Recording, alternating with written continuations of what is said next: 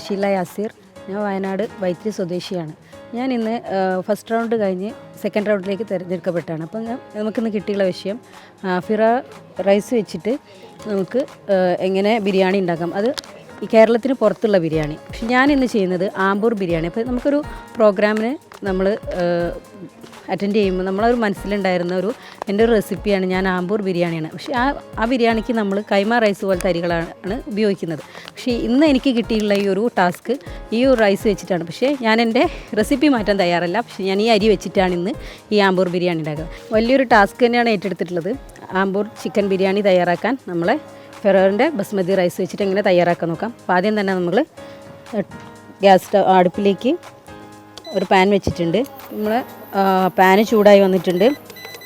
ഇനി ഇതിലേക്ക് നമുക്ക് ആവശ്യമായ ഓയിൽ ഒഴിച്ചു കൊടുക്കാം. കൂടുതലായിട്ട് സൺഫ്ലവർ ഓയിലാണ് ചേർക്കുന്നത്. ഓയിലൊക്കെ നമ്മുടെ ചോയ്സാണ്. ഒരു 1.5 ടീസ്പൂൺ നെയ്യ് എടുത്തിട്ടുണ്ട്.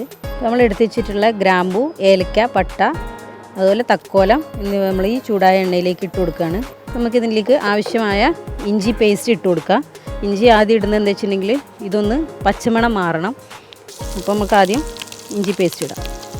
തീ കുറച്ച് വെക്കുന്നതാണ് നല്ലത്. കാരണം അത് കരിഞ്ഞു പോവാതെ വേണം നമുക്കിതിൻ്റെ ഒരു പച്ചമണം മാറി കിട്ടാൻ. നല്ലപോലെ ഒന്ന് മൂത്ത് വരണം വെളുത്തുള്ളി. ഇനി ഇതിലേക്ക് കട്ട് ചെയ്ത് വെച്ച ഉള്ളി ഇട്ട് കൊടുക്കുക.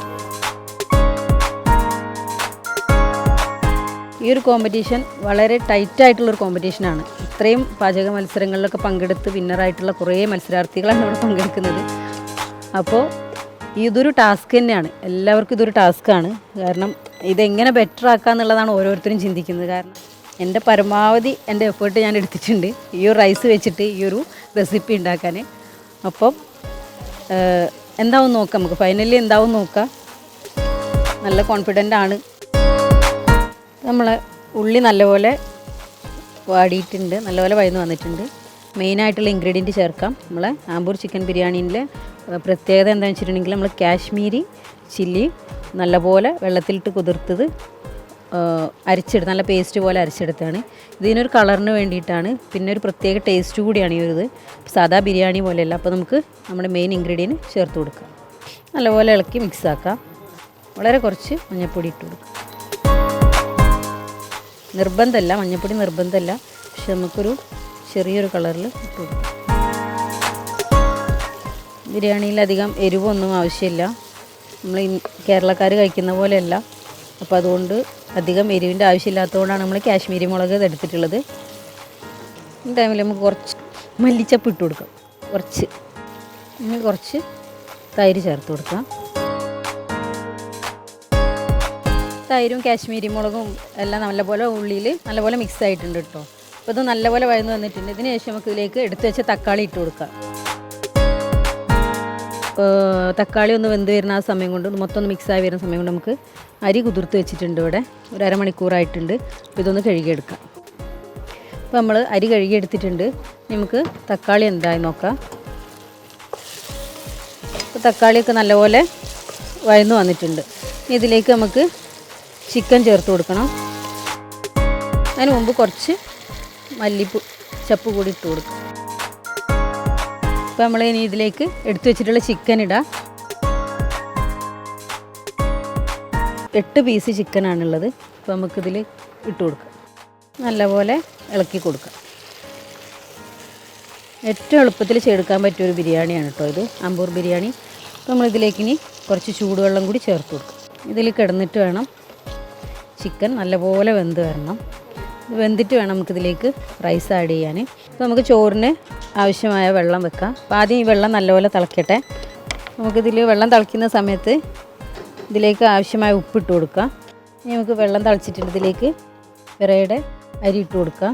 അരി നല്ലപോലെ തിളച്ചിട്ടുണ്ട് കേട്ടോ. അപ്പോൾ ഇനി ഇത് വേവാനൊരു 10-15-20 മിനിറ്റിനുള്ളിൽ നമുക്ക് ഈ ഒരു അരി വെന്ത് കിട്ടും. യെസ്, അടുത്ത കണ്ടസ്റ്റൻറ്റ് ദേ നിൽക്കണം. ഇവിടെ എന്ത് ബിരിയാണിയാണ് ഈ റൗണ്ടിന് വേണ്ടി പ്ലാൻ ചെയ്തത്? ഒരു വെറൈറ്റി ബിരിയാണിയാണ്, ടാസ്ക് തന്നെയാണ്. എന്താ വെറൈറ്റി? ഇപ്പം ആമ്പൂർ ചിക്കൻ ബിരിയാണിയാണ് നമ്മൾ. ആമ്പൂർ ചിക്കൻ ബിരിയാണി അത് സാധാരണ നമ്മൾ സാമ്പാർ റൈസ് ആണ് ചെയ്യുന്നത് അങ്ങനെ, അല്ലെങ്കിൽ കൈമ റൈസിലാണ് ചെയ്തുകൊണ്ട്. പക്ഷേ ഈ ഇത് നമ്മളിപ്പം ഒരു പരീക്ഷണങ്ങളുടെ ഒരു കാലം കട്ട കടന്നുകൊണ്ടിരിക്കുന്ന സ്ഥിതിക്ക് ഇന്നത്തെ ഒരു ടാസ്ക് വെച്ചിട്ട് ഞാൻ നമ്മുടെ ഫിറ ബസ്മതി റൈസ് വെച്ചിട്ട് എങ്ങനെ ആമ്പൂർ ചിക്കൻ ബിരിയാണി തയ്യാറാക്കാം. അടിപൊളിയായിട്ട് വരും.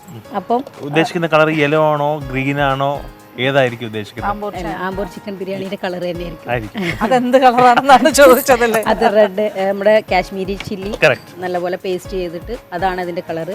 റൈസ് നല്ല റൈസ് അടിപൊളിയാണ്.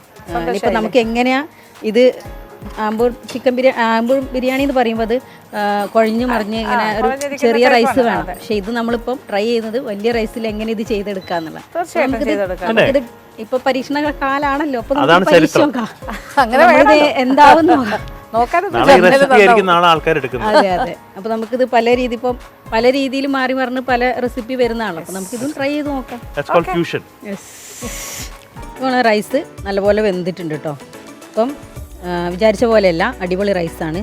ശകല നെയ്യും കൂടി ചേർക്കാം, ഒരു ടേസ്റ്റിന് വേണ്ടി മാത്രം.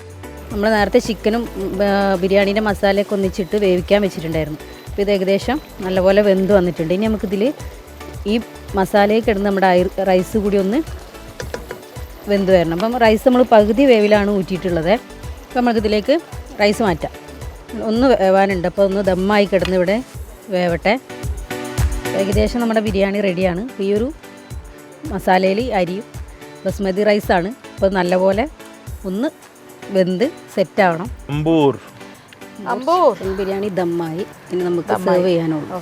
അതിൻ്റെ കൂടെ എന്തൊക്കെയാ തരാൻ പോണേ? അത് ഇഞ്ചി, ഈത്തപ്പഴം, മാങ്ങ, നെല്ലിക്ക, എല്ലാം കൂടി ഉള്ള ചക്ക, മുന്തിരി, ഉണക്കമുന്തിരി, കാഷ്നട്ടും, പുതിന, ചെറുനാരങ്ങ, പച്ചമുളക്, ഒരു ചട്നി സൈഡ് ഡിഷായിട്ട്. കാഷ്നട്ടും പുതിനയും ഞാൻ കാണാറില്ല അല്ലേ? വായത്തേക്ക് വരും ഇതെടുത്തു. യെസ്, അതെങ്ങനെ സ്വന്തം ക്രിയേഷൻ? ഇതിനു വേണ്ടി നമ്മൾ വെറൈറ്റി നമ്മൾ തയ്യാറാക്കിയ ആമ്പൂർ ചിക്കൻ ബിരിയാണി ഫിറ ബസ്മതി റൈസ് വെച്ചാണ് നമ്മൾ തയ്യാറാക്കിയിട്ടുള്ളത്. അപ്പോൾ നമുക്കിതിൻ്റെ ദമ്മ് പൊട്ടിക്കാം.